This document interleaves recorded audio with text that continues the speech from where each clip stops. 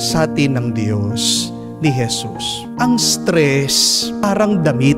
Pag yan, sinusuot mo at masikip na sa iyo, hindi na bagay, kailangan mo na yang alisin at iwan. Amen? So, number 1, para po hindi tayo ma-stress, isipin mo kung sino ka ba talaga. Hindi ikaw ang stress. Hindi ikaw ang problemang yan. Hindi ikaw ang mabigat at mahirap na karanasan. Sino ka ba talaga? Anong sabi ng Diyos? You are loved. You are special to me. You are blessed. Kaya nga sa susunod na may karanasan ka ng stress, ulit-ulitin mo kung ano ang tingin ng Diyos sa'yo. Sabihin mo sa sarili mo, pinagpala ako. Hindi ako pinapabayaan ng Diyos. Mahal ako ng Diyos.